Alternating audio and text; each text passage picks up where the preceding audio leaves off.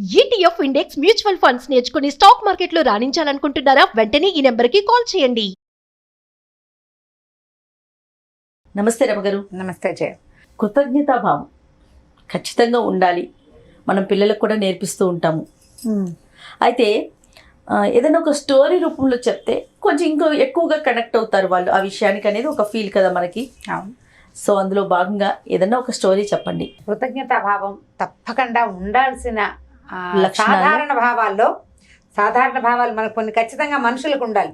దాంట్లో కృతజ్ఞతాభావం ఒకటి.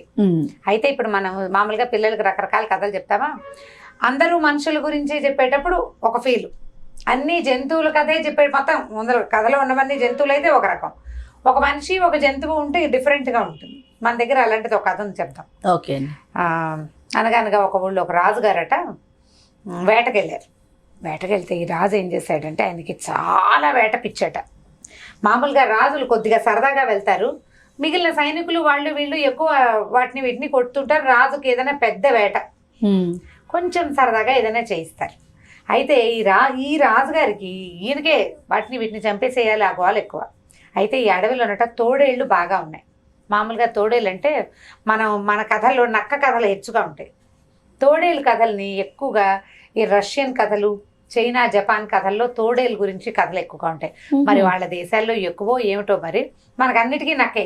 జిత్తుల మారి నక్క, గుంట నక్క, అందరి ద్రాక్ష పళ్ళు, పుల్లన, అలాంటి కథలన్నీ నక్క కథలు. నక్క అంటే మనకు ఒక నెగిటివ్ ఫీల్ కూడా మనకి కానీ పిల్లలకి కానీ.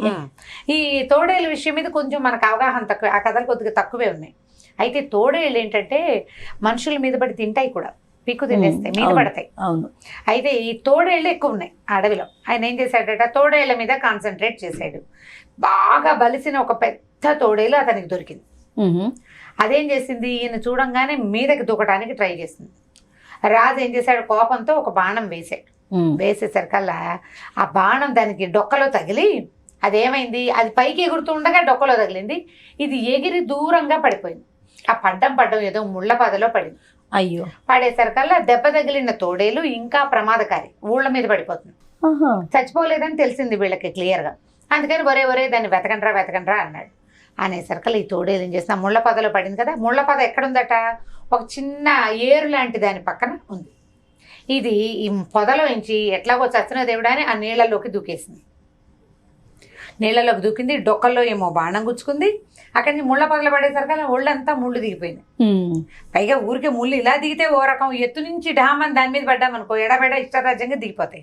ఈ ఏం చేసింది, దిగేసరికల్లా మొత్తం ఒళ్ళంతా బ్లడ్, రక్తం వచ్చేస్తుంది బయటికి. నీళ్ళల్లో పడేసరికల్లా అది ఇంకా నెత్తురు గారిపోతుంది. తడి తగిలేసరికల్లా ఊజ్ అయిపోతుంది కదా. ఎట్లా కొట్లా ఏట్లోంచి ఒక పక్కకి పరిగెత్తింది. వీళ్ళు ఏం చేశారు, అటు ఇటు వెతికి ఈ ఏరు మొదట్లో ఎరుపు చూశారు, అంటే ఇందులో పడింది అనమాట, అంటే బయటికి వెళ్ళింది అనమాట. అక్కడి నుంచి వెతుకుంటూ దాని వెనకాల పడ్డారు. అది యథాశక్తి పరిగెత్తేసి. అయితే ఇది ఒక పల్లెటూరి పక్కన ఈ అడవి ఉంది. ఆ పల్లెటూరులో ఒక శాంత స్వభావైన ఒక అమ్మాయి కూడా ఒక ఆయన ఉన్నాడు. ఆయన ఏంటంటే జంతువులకు కూడా రక్షణ ఇవ్వాలనే ధోరణి ఉందన్నమాట ఆయనకి. ఆయనకి ఏమైంది, ఒక గాడిద మీద వెళ్తున్నాడు, ఏవో సంచులు మూటలు వేసుకున్నాడు, ఎక్కడికో ప్రయాణం వెళ్తుండేసరికి ఈ తోడేలు అతనికి దారికి అడ్డం పడింది. కొంచెంగా కంగారు పడ్డాడు, కానీ దాని ఒంటి నిండా దెబ్బలు ఉండేసరికి జాలి పడ్డాడు పాపం. జాలిపడి ఏం తగిలింది, ఎలా తగిలింది, ఏంటంటే ఇప్పుడు తోడేలు మనిషి ఎలా మాట్లాడుకుంటున్నారు అనే ప్రశ్నని పిల్లల దగ్గర రానియకుండా చూసుకోవాలి మీరు. అడిగితే రాజుగారు నన్ను కొట్టేశారు, నన్ను రక్షించు ప్లీజ్ అని అడిగేసరికి ఈయన శాంత స్వభావి కదా, కొంచెం సౌమ్యుడు, కాస్త ఇతర జాతుల పట్ల అంటే ప్రాణుల పట్ల కొంచెం ఏమనాలి, భూతదయ కలిగిన వాడు. అది ఉంది, బాగా కైండ్ పర్సనాలిటీ అనమాట. సరే ఏమన్నాడు, నా దగ్గర ఏమీ లేదు, నిన్ను ఎట్లా దాస్తాను, నువ్వు చూస్తే ఇంతున్నావు, తోడేలు మంచి బలశాలిగా ఉంది, ఇంతున్నావు, నేను నిన్ను ఏమీ చేయలేను అన్నాడు. అనేసరికల్లా గాడిద మీద నుంచి దిగి నేను దాచిపెడదామనే ఉంది, నేను రక్షిద్దామనే ఉంది నాకు, కానీ ఎలా ఉండు, నీకు నొప్పి లేకుండా బాణం తీస్తానని ఆ డొక్కలో అడ్డదిడ్డంగా దిగిన బాణాన్ని లాగేసేసి ఇది దాని మీద ఏవో చిన్న చిన్న మూటలు ఉన్నాయి కదా, ఓ ఇంత పాతగుడ్డ ముక్క తీసి ఆ డొక్కలో కట్టేశాడు. పొట్ట మీద నుంచి కిందకి పై దాకా కట్టేసరికి బ్లడ్ ఆగిపోయింది. ఇంకో పాతగుడ్డ ముక్క తీసి లోపల నుంచి వాళ్ళంతా తుడిచి కాస్త పసుపు ఏదో అద్దెడతనేదో సామాన్లు కొనుక్కుని వెళ్తున్నాడు. ఈ లోపల దూరం నుంచి సందడి వినపడుతుంది. రాజుగారు సైనికులు వచ్చేస్తున్నారు తోడేలు వెతుక్కుంటూ. దాంతో నన్ను దాచిపెట్టు అంటే నా దగ్గర ఏమీ లేవు, ఈ చిన్న సంచియే ఉంది అని చెప్పేసరికల్లా నువ్వు ఎలాగైనా సరే పర్వాలేదు నేను ఇందులో దూరతానని సంచిలోకి ఎక్కితే సంచి దానికి సరిపోలే, బాడీ సగం బయటే ఉంది. అయితే ఏమంది, పర్వాలేదు నేను నొప్పి ఓర్చుకుంటాను, చావు కంటే నొప్పినయం కాబట్టి నన్ను లోపలికి కుక్కేసి మూట కట్టేసి అని చెప్పింది. ఈ గాడిద అయోమయంగా చూస్తుంది, యజమానికేసి తోడేలకేసి. దానికి ఇది సరైన పని కాదని తోస్తోంది. అదేం చేసింది, విధులించుకుని వెళ్ళిపోవడానికి ప్రయత్నం చేసింది. నేను దాన్ని బతిమలాడాడు, నువ్వు వెళ్ళిపోవద్దు, ఈ తోడేలు మనం రక్షిద్దామని ఈ సంచిలోకి ఎక్కింది కదా, దాన్ని గట్టిగా ఎలాగోలాగా కాలు పెట్టి ఇలా ఇచ్చేసి మూట కట్టేశాడు. ఇప్పుడు కొంచెం సుమారుగా ఉంటే ఓ రకం దాన్ని ఇట్లా కుక్కేసేసరికల్లా నొక్కుపోయి మళ్ళీ బ్లడ్ లూజ్ అవటం మొదలుపెట్టింది ఆ తోడేలు శరీరం నుంచి. అతను మరకలు కనబడకుండా దారికడ్డంగా నుంచున్నాడు. సైనికులు రాజుగారు దగ్గరకు వచ్చారు. అందరు అడిగారు, ఏమయ్యా ఒక తోడేలు దెబ్బ తగిలింది, డొక్కలో బాండం దిగింది, ఒంటి మీద నీ ముళ్ళగాయాలున్నాయి, నువ్వు చూసావా అంటే కొద్దిగా దాని రక్తం అక్కడక్కడ కనపడుతుంది, అటు వెళ్ళిందని చూపించాడు. చూపించేసరికి రాజుగారు అన్నారు, నేను నిజం చెప్తున్నావా, ఒకవేళ అక్కడ కనుక తోడేలు కనపడకపోతే నీ అంతు చూస్తామన్నారు. అనేసరికి లేదండి అటు వెళ్ళిపోయిందని ఏం చేశాడు, గబా ఈ గాడిదని ఎక్కేసి రాజుగారి వాళ్ళు అటు వెళ్ళిపోగానే ఇతను రెండో వైపు ప్రయాణం వెళ్ళిపోయాడు. బాగా ముందుకెళ్ళి ఇక వాళ్ళు ఇక్కడికి రారు అని నిర్ధారించుకున్నాక మూట ఊడదీశాడు. మూట ఊడదీసి దాన్ని కొద్దిగా సవరదీసి దాని ఆయన దగ్గర ఏదో ఉంటే కొంచెం తిండి ఏదో పెట్టాడు. చిచ్చి ఇలాంటివి నేను తిన్ను, నీ చెయ్యిని తెచ్చు, నేను కొరుక్కుని తింటాను అనేసరికి ఆయన తెలబోయి, అదేమిటి, నేను నిన్ను రక్షించాను, నువ్వు నా పట్ల కృతజ్ఞతగా ఉండాలి, నీకు కృతజ్ఞత లేదా, నేను నిన్ను రక్షించాను, ఇప్పుడు కనుక వాళ్ళని గట్టిగా ఈలేసి పిలిచానంటే వాళ్ళు వచ్చి నిన్ను పట్టేస్తారు, నువ్వు వాళ్ళ నుంచి తప్పించుకు పారిపోలేవు, అంటే నువ్వు ఇప్పుడు ఏలేసినా వాళ్ళు రారు, వాళ్ళు అవతల పక్కకి వెళ్ళిపోయారు, మనం యువతల పక్కకు వచ్చేసాం, నాకు ఆకలి వేస్తుంది, ఈ గడ్డి కాదని నేను తిన్ను, బ్రెడ్లు గిడ్లు నేను తిన్ను, నేను నిన్ను తినాలి. ఈయన సౌమ్యుడు మెతకవాడు, దాన్ని తిరిగి కొట్టడం కానీ పారిపోవటం కానీ రెండూ రావు. ఆ గాడిద ఎప్పుడైతే ఈ తోడేలు పళ్ళు చూపించి నేను నిన్ను కొరుకుతానంది అనగానే ఒక్క ఉదుటిని పరిగెత్తేసింది. దానికి అర్థమైపోయింది ఇది ప్రమాదకారని. గాడిద పరిగెత్తేసింది. ఇప్పుడు గాడిద కూడా ఆసరా లేదు. అక్కడి నుంచి ఈయన బతిమలాడాడు, అది కాదమ్మా, నీకు అర్థం చేసుకో, కృతజ్ఞతగా ఉండాలి, ప్రాణికి కృతజ్ఞత అవసరం, నీకు ఇందాక భయం వేసింది, నేను నీకు అభయం ఇచ్చా, రక్షిస్తానని చెప్పా, రక్షించా, వాళ్ళకు దొరికితే వాళ్ళు నిన్ను 2 కొట్టి చంపేసేవాళ్ళు, వాళ్ళకి నువ్వు దొరకలేదు, ఇంత దూరం వచ్చాం, నువ్వు తప్పించుకోవచ్చు, నీ దారి నువ్వు వెళ్ళి నీ ఆహారం నువ్వు సంపాదించుకో, నా జోలికి రావద్దు అన్నట్టు.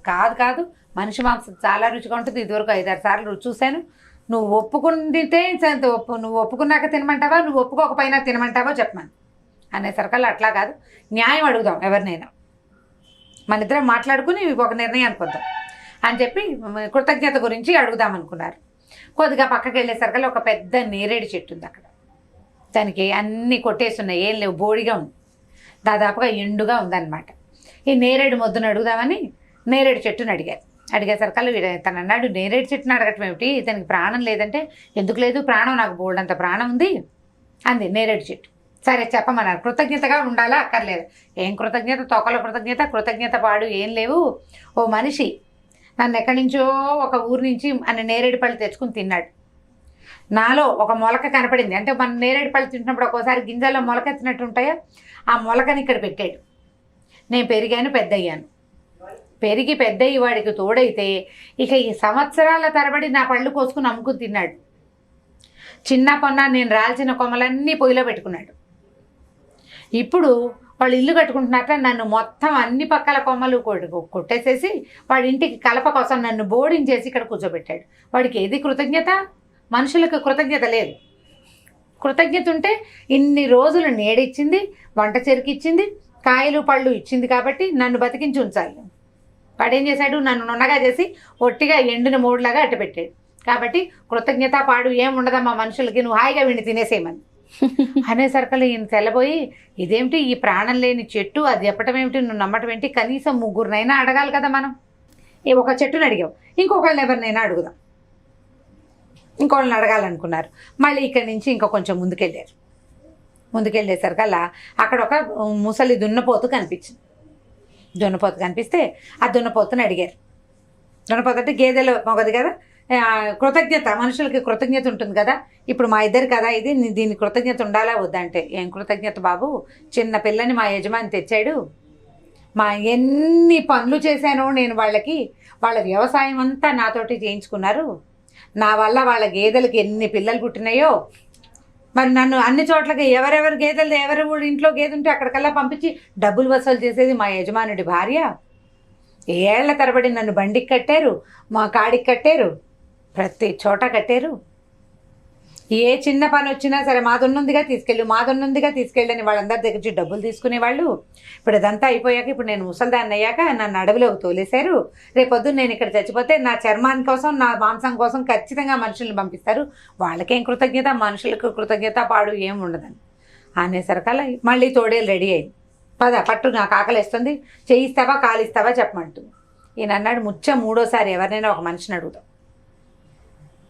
అని ముందుకెళ్తే ఒక బైరాగి, ఒక ముసలాయన గడ్డం నెరిసిపోయి జుట్టంతా నెరిసిపోయి కొంచెం పాత గుడ్డలు కట్టుకుని ఉసూరుమని ఉన్న ఒక ముసలాయన కనపడేసరికల్లా ఈ ముసలాయన దగ్గరికి వెళ్ళారు. కృతజ్ఞత అనేది ఉండాలంటే కృతజ్ఞత లేదు, పాడలేదు. నా పిల్లల్ని ఎంతమందిని పెంచాను, 6 మగ పిల్లలు, అందరినీ పెంచాను, పెళ్లి చేశాను, చదివించాను. వాళ్ళ పిల్లలకి పెళ్ళిళ్ళు అయినాయి. ఇప్పుడు అందరూ కలిసి నన్ను బయటికి గెట్టేశారు. నేను సంపాదించిన ఇల్లు, వాకిళ్ళు, ఎడ్లు, గొడ్డు, గోద, పశువు, పాడి అన్నీ వాడుకుంటున్నారు. ఫలానా వాడి కొడుకులని నా పేరు కూడా వాడుకుంటున్నారు. కానీ నేను వాళ్ళకు ఉపయోగపడలేదు. నన్ను రోడ్డు మీదకి గింటేశారు, ఇగో అడవిలో పడేశారు. ఎప్పుడో నేను చచ్చిపోతే మట్టిలో కలుపుతారో, ఎక్కడేమో నేను మట్టిలో కలిసిపోవాలో, కృతజ్ఞత అనే పాయింటే లేదన్నాడు. అనేసరికల్ తోడేలు రెడీ అయిపోయింది తినేయడానికి. మూడోసారి అడగమన్నావు, మూడో వాడిని అడిగాం. మనిషికి కృతజ్ఞత లేదని చెప్తున్నాడు. ముందు ఉన్న వాళ్ళిద్దరూ, ఒకటి చెట్టు, రెండోది జంతువు. వీడు మనిషే కదా, ఇతను వద్దంటున్నాడు. అనేసరికల్లా తోడేలు తినడానికి రెడీ అయిపోతే ఈ సౌమ్య ఆయన ఉన్నాడు కదా పాపం మెతకాయన, ఆయన వలవలా ఏడ్చి, ఏమయ్యా పెద్ద అయినా నువ్వు ఇలాంటి మాట చెప్పచ్చా? చావు బతుకుల్లో ఉంది నేనైనా ఈ తోడేలు, దాన్ని నేను రక్షించాను. నా గాడిద అప్పుడు వద్దన్నే చెప్పింది, నేనే వినలేదు. ఇది పళ్ళు చూపించేసరికల్లా అది పారిపోయింది. నా జీవితానికి ఏ ఆసరాలు లేకుండా పోయింది. నాకేం జరిగిందో ఇంటికి వెళ్ళి గాడిద చెప్తుందో, దాని బతికత చూసుకుంటుందో కూడా నాకు తెలీదు అని అనేసరికల్లా ఈ తోడేలంది, ముసలైనా వీడి మాట నమ్మక, వీడు ఏడుస్తున్నాడని వీడి పట్ల జాలి చూపిస్తావేమో. వీడు దెబ్బలు తగిలి ఒళ్ళంతా నెత్తురు కారుతుంటే నన్ను సంచిలో వేసి మూట కట్టాడు. నాకు ఎంత బాధ వచ్చిందో, ఎంత నొప్పి పుట్టిందో. అంత నొప్పి పుట్టించిన వాడిని చంపద్దు నేను అని అడిగేసరికల్లా ముసలాయన అన్నాడు, నువ్వు చూస్తే ఇంత ఉన్నావు, సంచిలో ఎలా పడతావు? వీడి దగ్గర చిన్న సంచి కదా అన్నాడు. కాదు, నేను సంచిలోకి ఎక్కితే వీడు కట్టేశాడు, కావాలంటే చూడండి సంచిలోకి వెళ్ళింది తోడేలు. ఈయన అన్నాడు, ఒరే సౌమ్యుడా, నువ్వు ఎలా కట్టేసావో అలా కట్టేసి చూపించు అన్నాడు. వీడేం చేశాడు, అంతకుముందు కట్టేశాడు కదా మెతకాయ, గట్టిగా కట్టేశాడు. కట్టేయంగానే ఏం చేశాడు, దుడుకర తీసుకుని చావు చిత కొట్టే దీన్ని 2 దెబ్బలు కొడితే చచ్చి ఊరుకుంటుంది, తర్వాత దాన్ని అక్కడ బారేసి నీ దారి నువ్వు పోవచ్చు అన్నాడు. అయ్యో పాపం, ప్రాణిహింస చేయకూడదండి అన్నాడు. అనేసరికల్లా నీ దాకా వచ్చే వరకు నువ్వు ప్రాణహింస చెయ్యొద్దు. ఇప్పుడు నువ్వు దాన్ని వదిలిపెడితే అది 3 సాక్ష్యాల తర్వాత నేను చంపడానికి రెడీగా ఉంది. దాని మీద జాలేమిటి? దానికి కృతజ్ఞత లేదు, పాడు లేదు. వ్యక్తుల కృతజ్ఞతలు ఎలా ఉండాలి? ఇచ్చిపుచ్చుకునే ధోరణిలో ఉండాలి. అది క్రూర జంతువు, నిన్ను చంపడానికి సిద్ధంగా ఉంది. బడిత పెట్టి నువ్వు కొడతావా, నిన్ను కొట్టమన్నావా అని అడిగాడు. ఇప్పుడు నిన్ను తిని నేను నడవలేని వాడిని నన్ను తింటుంది రేపొద్దున. అది అంతే, నేను అడవిలో ఉంటా కాబట్టి. కొట్టేయంటే పక్కన ఉన్నది ఒక బడి తీసి దబా కొట్టేశారు ఇద్దరు కలిసి, చెరుకో దెబ్బ. ఆ చచ్చిన తోడేళ్ళని అక్కడ పారేసి ఈ సౌమ్యంగా ఉన్న పెద్ద మనిషి, ఈ ముసలైన చెరో పక్కకి వెళ్ళిపోయారు. కథ కంచికి మనం ఇంటికి. ఎక్సలెంట్. చాలా మంచి గుణపాఠం కూడా కదండి. కృతజ్ఞత లేదా సహాయాలు వ్యక్తుల్ని బట్టి చేయాలి.